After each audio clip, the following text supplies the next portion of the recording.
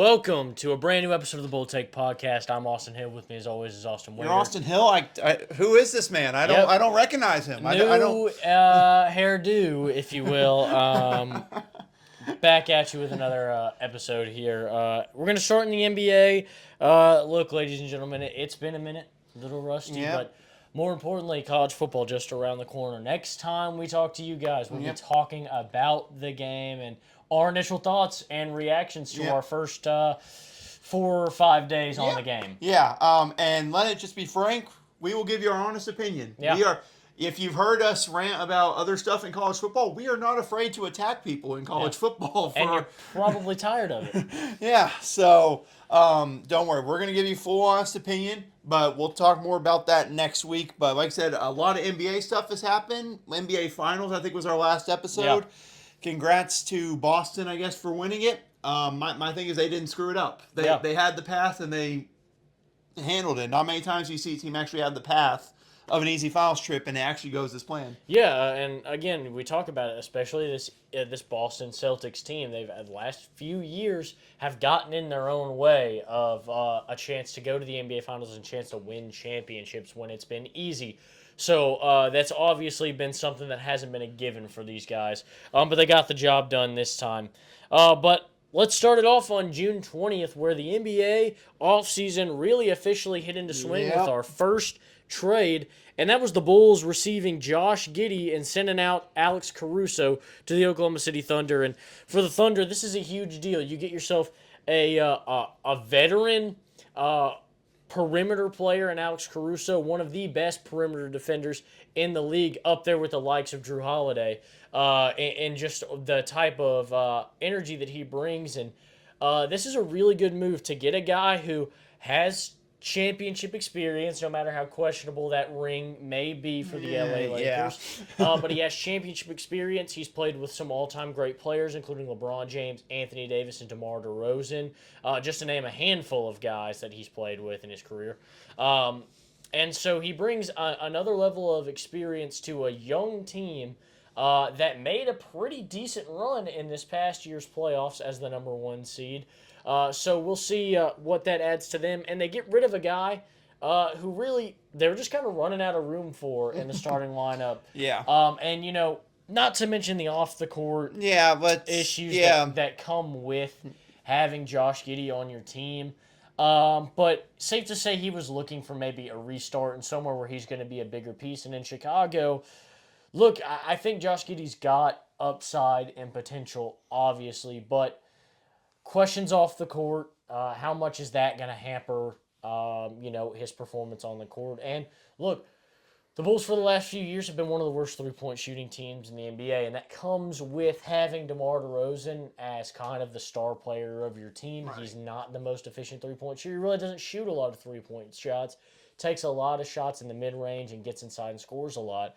But to go out and get a guy like Josh Giddey who shot 29% from three, it doesn't really help. And to get no picks out of it when Sacramento offered 13, I believe, in the draft, and at the trade deadline they had received an offer for 2 first-round picks. So it just feels like there could have been more done here from the front office in Chicago, and it's just more of a letdown than anything. I was going to let you have first say on that for sure. But no, you're absolutely right. You hinted at for the Thunder, it's a very good deal for them getting such a good defender. Like you said, how questionable that championship experience is. He's got a lot of playoff experience, a lot of experience as a veteran, which, let's be honest with you, the Thunder are far from a veteran team. So having any kind of veteran leadership on that roster helps, especially on the defensive side.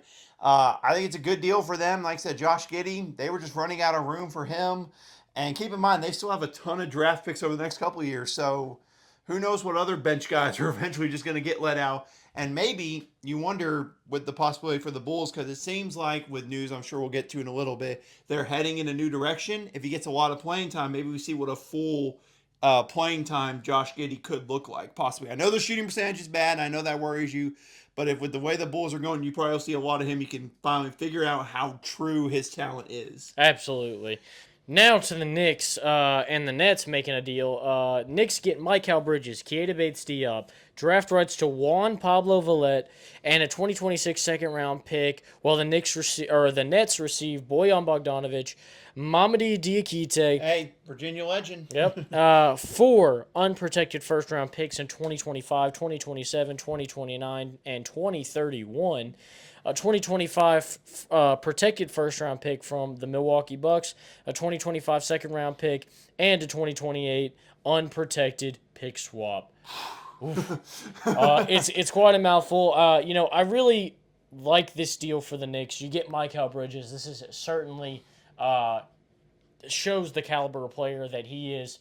Minus, you're not even talking about the fact that he's played with these guys in college before. Right.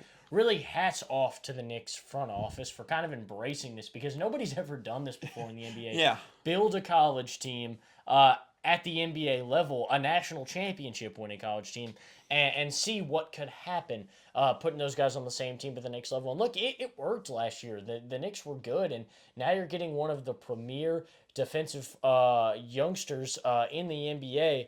I think this is a really good deal for the Knicks, but the Nets getting Bojan Bogdanovic, who I think was almost an all-star during his time in Brooklyn. He's been everywhere at this point. I lose track of where he's been at this point. As well as, recuperating some draft assets from that KD, James Harden, Kyrie Irving failed super team era. And, they made another minor deal with the Nets where they kind of changed some of the swaps and the protections on some of their picks, where they got some of their picks back in exchange for some of the Suns picks that they got from the Kevin Durant trade. So starting to be able to control a little bit more of their assets. So the Nets certainly starting to shape up their franchise in the right way, ready for a new rebuild. I feel like I'm in Groundhog Day again. Here we are restarting with the Nets again. Gonna restart with all those draft picks. I just feel like I'm in Groundhog Day saying this again. Except, look, the amount of picks for the Knicks. Look, it's like this man said. We have never seen this before. A team who's like, we're just gonna get the best player, all the guys he played with in college because they work so well together. Let's just do it and let's get the last guy. Now let's just state the obvious. Is this what they should have paid for Mikal Bridges? Probably not. We'll call it an overpay, but the Knicks are going all in on this kind of plan, and I respect the Knicks for doing it. I respect them for going all in on this kind of movement because they have had constant success with it. Each year they've added another guy, they've gotten better and better. So I applaud them for it. The Nets, quit trying to build super teams. Just for the sake of everything, quit trying to build super teams. You don't have to get rid of your entire roster and bring in superstars. You can develop superstars with the amount of draft picks you have. Develop them, and with the amount of picks they have, you can try to develop them. Isn't it? You got so many more, you can move on to the next one. Like the Thunder did with the amount of guys they had in their early drafts, they were able to move on from some of them. Josh Giddey, like we talked about, Pochevsky, is that how you pronounce the last name? He was one that I think a lot of people thought was going to be really good. Didn't work out, but they had so many other picks that it worked. So, I think it's a win-win for both sides. But for the Knicks, this has to be a thing that sticks around for a couple of years. Otherwise, they're going to be regretting it. Yeah, absolutely. And then the final trade we're really going to get into, because we're not really going to talk about all the minor draft picks swapping up and down that happened during draft day, is the Pelicans get DeJounte Murray. And the Hawks receive Larry Nance Jr., Dyson Daniels, the Lakers' 2025 first-round pick, and a 2027 first-round pick that is the least favorable between the Bucks and the Pelicans. And it's safe to say that the DeJounte Murray era in Atlanta just really didn't work out. Look, DeJounte Murray's talented, a great defender on the perimeter, but there were a lot of issues in Atlanta. A lot, and there's still a lot. And people want to maybe point fingers at Trae Young, and I don't think that's where it starts. Sure, maybe he's not a good defender, and maybe really all he does is shoot the three ball. But he's the face of this team, and they've done nothing to really fix the problem in the front court. They're just paying Clint Capella an absurd amount of money to be basically negative efficiency for them, and they just won't do anything to get somebody down low that helps. And, you had problems with John Collins not being efficient. And they're just not cleaning up the front court. Look, you can take as many good guards and stick them in the back court as you want, but when you're getting dominated on the inside, no matter who's out on the floor, you're never going to win a basketball game that way. No, you're not. But I'm looking at this from the Pelicans side of things. I like this deal. Number one, I mean, how cheap it was to get the deal done. No disrespect to Dyson Daniels and Larry Nance, but if that's what you had to give up for a pretty good defender in him to add to the Pelicans, it's worth taking, I think. Not a lot of bad draft picks are lost. Plus, it adds into the thing with CJ McCollum about where he'll be next year. They got a guy who can fill in that spot if something were to happen next year with it. If they can keep that core together. Of course, they're still working out a contract with Brandon Ingram. That's not even close to done yet. Zion, you still have question marks about, obviously. But there's still a lot of good things about this for the Pelicans, and I really don't think it's harmless for them. Atlanta, I wouldn't call it an error. I'd call it an experiment, mainly because it failed miserably. I think it was a good move to trade for DeJounte. It's like you said, some things that you think are going to work out don't work out in their favor. But Atlanta's in a tough spot because the amount of money that I'm sure they're still going to be owed by this DeJounte Murray deal and the Trae Young deal and other ones, it puts them into a tough spot where they kind of want to rebuild, but it's going to be kind of hard to rebuild due to just the current contract situations and a certain free agency signing that happened in a little bit that happened for another team to a place where I thought Trae Young might get traded. So it seems like Trae Young's at least staying in Atlanta for another year. Who knows after this year, though? Absolutely. But let's start getting into some of these free agency. July 1st, Paul George was really the first big domino to fall, and he's on his way on a 4-year, $212 million maximum contract to the Philadelphia 76ers. And look, this is a deal the Sixers needed. Look, they've had Maxey. They had Harden. They've got Embiid. But look, they needed some help. They needed a wing crazy bad, and especially somebody that can play some defense. And look, Tobias Harris just wasn't cutting it. And this is the move that I think is an upgrade over Tobias Harris. And look, this is money well spent. Paul George, no matter what you think of the man, he's one of the top players in the NBA. He's one of the best two-way players in the NBA. This is a move that's going to help the Sixers be competitive and maybe try and get something done here in Joel Embiid's prime. Yeah, I think there's a good chance for it. First of all, I'm not triggered as a Clippers fan at all by this, at all. It's not like I have a Paul George Clippers thing that a certain someone bought me for Christmas. I didn't, whatever. But no, honest opinion, it felt like something was going to happen with the Clippers this offseason. Just failure after failure, injury after injury. Something needed to change there. I think it's safe to say. And when Paul George was wanting 4 years, I don't blame the Clippers organization for not giving him 4 years. That's just their opinion. But the 76ers were interested in him.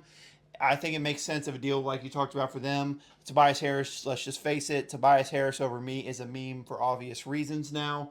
But I think this is a good deal. Tyrese Maxey's still super young. Joel Embiid, you're trying to get things done in his prime. It makes sense to get it. My question is, how will it work out? They made some good minor free agent deals to go along with this to help their defense out a lot more. So I think that it helps them out a good bit, but the key is Joel Embiid staying healthy. And that's a thing that has been an issue and will probably constantly be an issue next year as well. And then so immediately after that, Tobias Harris found himself a new home or an old home. I was about to say, I think wasn't his original home? Wasn't he originally drafted there, or was it Orlando? Magic. He was a Magic. Magic. Then the Pistons, then the Clippers, then the Sixers, and now back in Detroit here on a 2-year, $52 million deal. Look, this kind of makes sense on both sides. Tobias Harris finds a way to make over $20 million. Shout out his agent. Shout out Tobias Harris' agent. And for the Pistons, this gives them kind of a veteran, I'll say star player to kind of facilitate through here. Look, you've got Cade Cunningham, who is definitely the face of the franchise, but this gives you a veteran who, look, he's got experience in the NBA, and he's not a terrible player. But he certainly didn't deliver like he was expected to in Philadelphia, like he had in years prior with the Clippers and with the Pistons. a place where he really kind of blossomed. So maybe they're hoping to unlock some of that potential again. Maybe, but I mean, for the Pistons, I mean, anything forward progress of any kind, Yeah. you take it and you run with it. This After makes last the year. team better. Yes, you will win a couple more games, no doubt. And I mean, that's saying something with the amount of wins last year. So, and similar to that, don't be blaming all that on Monty Williams. Don't be doing that. Don't. We're not going to start an argument on here for you people that want to do it. But this is good for the Pistons. It's something good for them, which is something they haven't seen in a bit. Yeah. So yeah, we'll see what they can do, and that it's certainly going to help out a guy like JB Bickerstaff coming in his first year in Detroit. And thinking about giving Cade Cunningham another guy that can get involved in the offense, and he doesn't literally have to carry the load. Probably had the toughest job in the NBA last year, carrying this whole Pistons team on his back. So that'll be fun to see him have another weapon and hopefully lead to more balanced scoring. Yeah, and like Cade Cunningham had a couple of huge games, some 50-point games in there, and he just looked unhappy the whole time doing it. And it's not because he was out there in a groove, feeling himself. I mean, he was, but he wasn't just out there in the groove, just playing, feeling the game, having fun. He was doing it because he had to do it. The Pistons simply would not be in the game if he went out there and he took a break or he had too much fun. He had to be strictly serious and score 50 points a night just to lose by 5 points. I mean that tells you everything you need. I mean, I feel bad for the guy. He got paid a lot of money. I'm happy for him for that because he deserves it. But I'm hoping Tobias helps him out. And the last big move made on July 1st was Klay Thompson joining the Dallas Mavericks on a 3-year, $50 million contract. This ended up being a 3-team sign-and trade where the Warriors got a bunch of miscellaneous draft picks I'm not going to get into. The Charlotte Hornets got Josh Green, and the Dallas Mavericks got Klay Thompson. And look, I've seen some people kind of disrespecting this deal, saying the defense in Dallas is going to be bad now that they've got Klay Thompson. Well, two things. Dallas played the best defense in the second half of the season that anybody played in the NBA with Luka and Kyrie out there.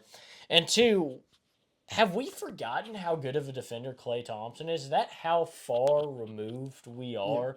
I still think people just think of, the few bad shooting nights he had. I don't hear anyone saying anything about his defense. But the things I always hear people talking about shooting stats, his defense has not been a major issue. No, he's no Jimmy Butler or Paul George, but he's a solid two-way contributor. And I've added 2 deals that the Warriors made just to show you what they're trying to replace in Klay Thompson here. We'll talk about it in just a second, but look, Klay Thompson is going to add to a team. It's going to be what did they do? How did they get to the NBA Finals last year? Luka, Kyrie, they cooked. When those 2 guys started getting double teamed and face guarded, PJ Washington in the corner, Derrick Jones Jr. in the corner. They found those guys for perimeter shooting. Yeah. Why not add one of the greatest maybe the greatest catch and shoot basketball player of all time to just dump it off to? It's definitely, this is a good deal for the Dallas Mavericks. This is a deal of a team who wants to go back to the NBA Finals. Yeah, it really is. And I mean, for the Warriors, look, I know you're going to be sad about losing Klay. You have a lot of young guard depth that is going to get a lot more playing time next year to go along with Steph. That'd help. But yeah, for the Mavericks, I don't know why people are complaining about his defense. I don't think that's the issue. I think absolutely one of the best catching shooters. One of the big things Dallas did last year at the end of the season, along with the great defense, they were getting into the paint so much, setting guys up, like you mentioned, in so many ways. And they keep on setting Daniel Gafford up. You can leave Klay Thompson open? I don't think you want to do that. So this is a good deal. And I think if I'm correct, this eventually, and there's way too many, I'm not going to do it, that this turned into the first 6-team deal in NBA history. Yeah, I think there's way too much. We're not going to go into that. But I think it ended up turning into like a 6-team deal by the time everything went final. But this is the main I think stuff. The Nuggets just got cash consideration. Yeah, exactly. I think that was one of the few things for each team was maybe a second round or 2 years from now in cash. So nothing important. But technically historic, we haven't seen a 6-team trade before. 2K, give me 6-team trades in the next one. Yeah, I want to. that's what I'm saying. July 2nd, the only really major deal was Warriors begin to start replacing Klay Thompson, and where they go first is defensive-minded. Just to remind people how good of a defender he is, they go and they get Kyle Anderson in a 3-year, That's a really good $27 deal. million I like that. contract. And a sign and trade with the Timberwolves, where the Timberwolves got some future second-round picks and some cash in this deal. But look, the Timberwolves, they're not going to be able to afford to keep some of these bigger name guys. I mean, that's why they went out and got Rob Dillingham and Terrence Shannon Jr. in the first round in this year's Such good draft. steals in that draft. Absolutely. But they were going to need the young depth. I mean, like they were talking about, I don't know if you saw Woj breaking down that Rob Dillingham deal, but they basically made a move to get a $5 million player that they wouldn't be able to afford because they're in the second tax apron, or the second luxury tax apron. Yeah. So they can't use the mid-level exception. So basically they created a mid-level exception player without actually having to worry about signing somebody. And all it cost them was a future, whatever 7th or 8th grader the Spurs are going to draft. Yeah. In that, whenever they get out of there. So, I mean, that's not bad at all for them. So, it's a terrific deal. But, yeah, this the Warriors. It's good defense to add alongside it. And I think that's something that – and I know people are like, well, we can't shoot. Well, if you listen to this man, they made a pretty good deal to go along with that one. Yeah, so then on July 3rd – what we all knew was going to happen finally happened. LeBron James signed a 2-year, $104 million maximum contract to stay in Los Angeles. This deal has a player option, so he could leave after next year, and it has a no-trade clause. So LeBron will basically be choosing where, as he has done his whole career, he'll be choosing where he goes. Nothing's changing there. But they kind of had to renegotiate the money a little bit. I think they finally did actually come down from the maximum in the following days, because it would have put the Lakers in the second tax apron, and they would have still had to fill out a whole roster on minimum and veteran minimum contracts, which would have had them in absolute shambles, which is why they begged LeBron to come down a couple $1 million. And, well, I mean, they originally had been talking about him taking a cheaper deal so they could bring in, guys in free agency. It's like the same thing every NBA free agency. It's like, who are the Lakers? Oh, the Lakers are going to get this guy. They're going to get Paul George. They're going to get Klay Thompson. And then none of them end up going there every single time. I'll say this. LeBron's PR team, generational. Hyping up I mean, for real. They hyped up, and he gets so much praise for this pay cut that he was going to take. Yeah. That he was going to take. People are like, how selfless. He didn't even take it. He was thinking about it, and they didn't sign anybody. I mean, that PR is unbelievable. Whoever got that out there in the media. Well done.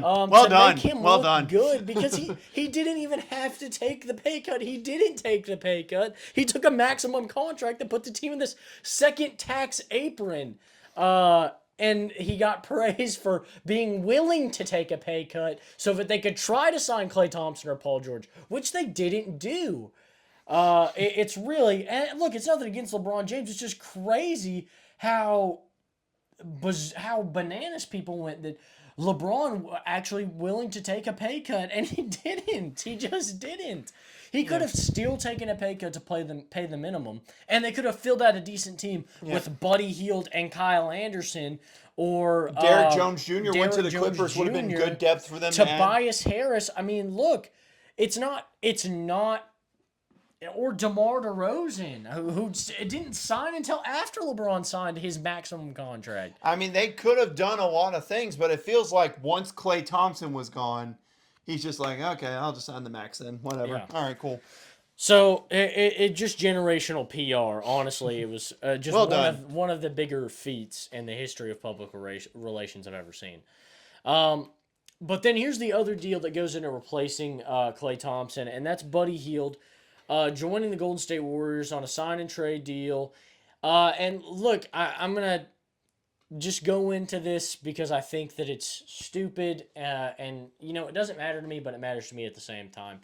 It's a 2-year, $21 million deal. But sign and trade deals have to be 3-year contracts at least. Yep. So Buddy Hield has a phantom $3 million partially guaranteed third year that might happen. Yeah, might.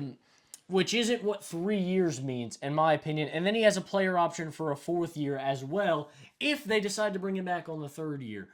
To me, that's not a 3-year and look, I don't care. It doesn't bother me that Buddy Hield is a Golden State Warrior. It bothers me that there's this arbitrary rule that doesn't really matter, but then when a team is violating it, nothing is happening. Right.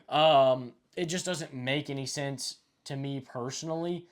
But the Sixers got a 2nd-round pick out of it. But look, this is Buddy Hield replacing the shooting aspect of Klay Thompson. And look, it makes sense. Look, they're going to need help scoring. Look, they got rid of Jordan Poole for obvious reasons. The chemistry wasn't working, and Bob Myers wasn't going to trade Draymond Green. No. That's why Bob Myers doesn't really have a job with the Warriors anymore, as mutual as they might want you to seem.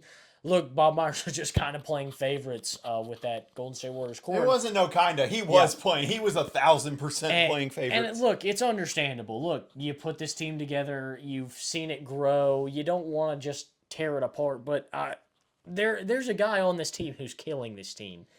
Killing still. And he's still there. They picked him over Klay Thompson. That's certainly a choice. Certainly a choice. I just love to know the efficiency ratings between those two over like the last 3 years. And Klay Thompson's had like 2 blown out knees and a blown out Achilles in that time. But man, I mean, I'll tell you what, like I said, Buddy Hield, pretty solid defender as well to go along with the defense Kyle Anderson's already bringing in. So he'll be really good shooting coming in, and yeah, I think that's as good of a way to replace him, combining him with those 2 players. Replace him in the aggregate. Yeah. Recreate him into what? His on-base percentage was .365. Yeah. If you understood the reference, let us know. Yeah, just let us know. I think that's about the 3rd or 4th time I've said in the aggregate on this podcast, and probably like the last 2 months. Well, I mean, it's such a great movie. Can you really blame him? That's fair. And finally, the most recent big time deal, one that broke me to my very core. Yeah. The Sacramento Kings agreed to a sign and trade deal that lands DeMar DeRozan on a 3-year, $74 million contract, otherwise known as a 2-year fake 3rd year contract. Same thing that happened with Buddy Hield. The deal sends Harrison Barnes to San Antonio, and Chris Duarte and 2 second-round picks and cash to the Chicago Bulls. Finally, the Bulls get some draft picks. Woo! They bring in Chris Duarte. They've really assembled quite the squad. They have, I think, 4 of the 5 guys on the all-rookie second team in like 2020 or 2019 I or think 2021, something like that. It's like Giddey, Duarte, Chris Duarte. Ayo Dosunmu. I don't miss you, Duarte. I don't miss you. Jalen Smith, maybe? Yeah, you did. You signed Jalen Smith away from the Pacers. That's a very good deal for y'all, I will say. It's interesting, but look, again, another step in taking a youthful approach. I say that because Chris Duarte was the oldest rookie in his draft class, and I think he's like 27 years old. Thank you, Pacers, for drafting him over Moses Moody, you freaking idiots. Thank you. But they got to use him to get Tyrese. That's a very fair point. I that's why I'm not as mad about it anymore as I was on that draft night. I try not to think about that draft night. That was one of the worst nights ever. That's fair. But for the Bulls, look, get a young piece, get some draft picks. It's what I've been waiting for the Bulls to just get some draft picks here. Look, I'm going to miss DeMar DeRozan, but I'd hate to see him waste his last couple years in Chicago being fake competitive. Joining a team like the Sacramento Kings, this gives him the really most optimal and best chance to pursue more deep playoff runs. Yeah.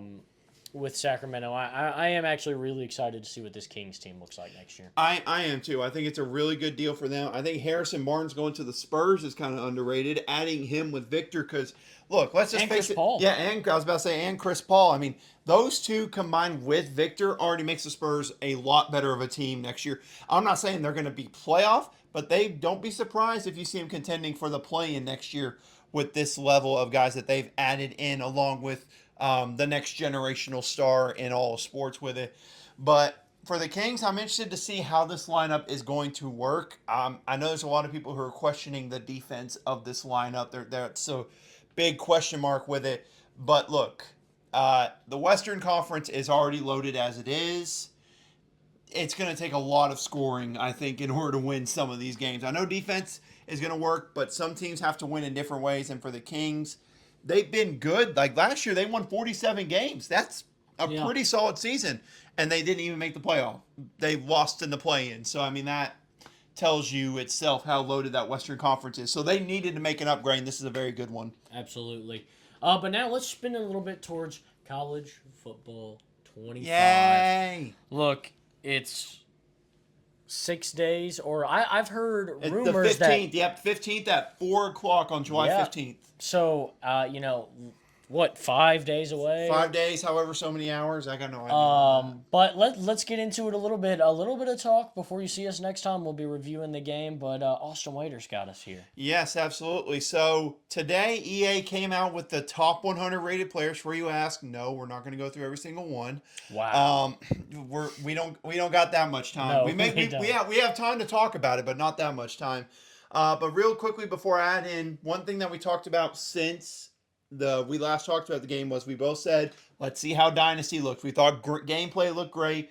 They had the Dynasty deep dive, and what was a book of a deep dive page. I got through half of it before I fell asleep trying to read it because it was so much. But just a real quick, now that we have the Dynasty stuff out, your thoughts on it. Because we both said this is great, but we want to see what Dynasty looks like.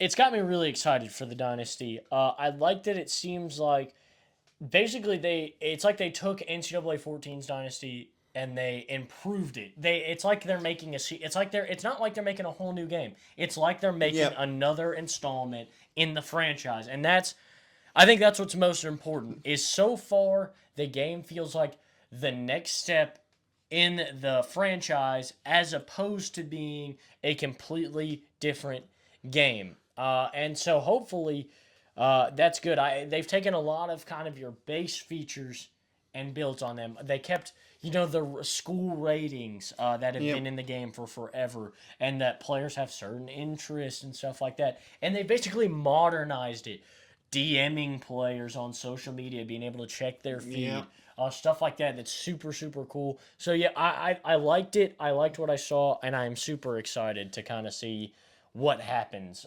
when I'm actually playing it and feeling the game. Yeah, absolutely. And I think one of the things I liked as well, like I said, you took the words out of my mouth. The thing I saw from a YouTuber, Flemlo Raps, he said, quote, the game is a natural progression from where it was last time. And I was like, that is the perfect wording I've heard to define this. Because every single time I could watch reaction videos and someone's like, that's how it was in NCAA 14. That's how it was there. It's just constantly better from it. They're not like, let's blow them away with super in-depth. It's like, no. They're doing what we said, which was, hey, NCAA 14 Dynasty was awesome. Just modernize it a little bit. And I think, like you said, they did a great job with it. The one thing I like that's a bit new is the new 3 ways to be a coach. You're not able to max it out. Look, the skill tree and stuff in NCAA 14 was great. But once you got it fully maxed out, it kind of just made it, I don't want to say boring, but made it feel not as much of a grind for the game. I will say. And it's kind of easy to max out. Yeah, so, but this new mode, well, I forget the 3. It's motivator, recruiter, and then tactician, I think is the third one. Maybe. But they said you can't max out all of them, and they said it's because coaches do it different ways. I think that's absolutely right. Nick Saban was not the best at everything. I'm going to be honest with you. You may think he was, but he had a lot of help from certain people. I saw in the post 2013, the offense is falling behind in college football. Maybe you wonder how it's going to do, and they bring in a new offensive tactician like Lane Kiffin to help kind of modernize the offense, and then guys that followed him. So having that, I think, is a really cool detail with it. I'm super excited to get my hands on that transfer portal because I'm curious how much going to work. And I'm going to tell you, I'm going to already do dynasties where it's just I recruit the transfer portal only. I'm going to do that at some point. It's a matter of when, not if.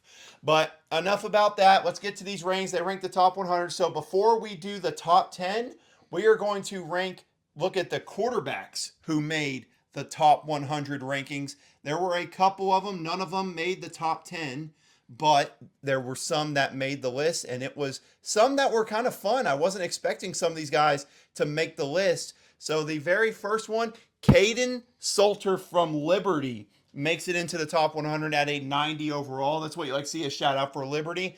Yes. Jalen Daniels, he's also a 90 overall for Kansas. Jackson Dart's a 90. That one's a bit questionable. Yeah. Jalen Milroe, a 90 overall, but 91 speed, 93 acceleration, 92. He's going to be a problem in this game. I think that's going to be a nightmare to play online. I can already foresee people cheesing that just roll out and scramble with Jalen Milroe.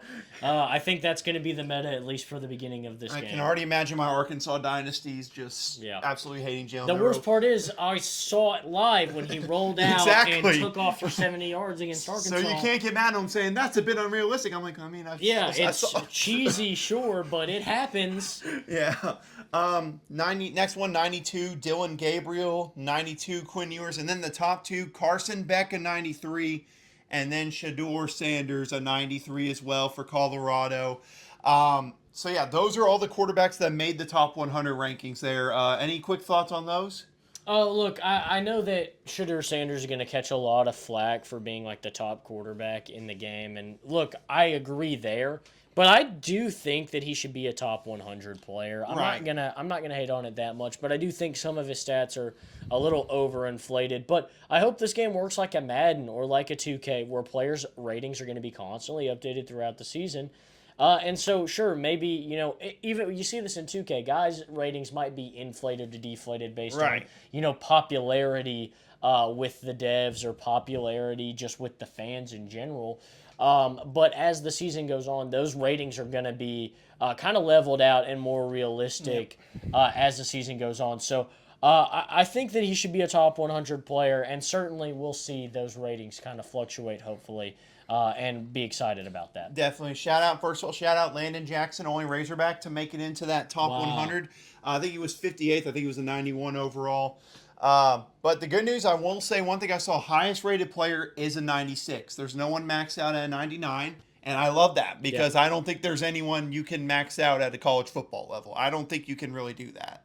And they kind of they were a little too overexcited to do that in the older games. I know, like, Jadeveon Clowney is a 99. Johnny Manziel was 97, 98 as a sophomore? So, yeah, they're a little too happy to do that. But look, I like it. They took a more level-headed approach. But even 2K used to be like that. They used to have guys at 98 overall all year. And now you got to work your way to that point if you get to that point. So I like the way they're giving room to grow for these guys throughout the season. Like you said, 96 overall, the highest overall. To me, that says these ratings will be updated throughout the year, and guys will have a chance to grow and hit that 99 overall. I'm actually kind of excited to see the first player to hit 99 overall, what they might do. Who will be the first player that actually will have his name in the game to be a 99 overall? That'll be fun. But the top 10 list is as followed. At number 10, Tate Ratledge, the guard from Georgia. This is what I like saying, giving some shout out to O-linemen. This is what I like to see on this. Number 9, Quinshon Judkins from Ohio State. That one makes a lot of sense. Both those guys at 95 overall. Mason Graham, defensive tackle, 95 overall for Michigan, which I will say, if you watch the gameplay where they did the 21-minute video, the Michigan defensive line is going to be not fun to play against in that game. The next one, we have Malachi Starks, the free safety from Georgia. Next, Travis Hunter, who they have labeled on here as a wide receiver, and as a 95 overall. But look, you're going to be able to use him both ways. But he is number 6 on there. He is a 95 as well as Malachi Starks. The next one, number 5, Caleb Downs from Ohio State. Again, this just shows you again how insane of an offseason Ohio State had at 95 overall. Number 4, James Pierce Jr. from Tennessee at a 95 overall. Getting that, and not only that, 88 speed, 95 acceleration for a defensive end. Wow. Yikes. And then the final 3, all 3 are 96 overalls. Number 3, Ollie Gordon.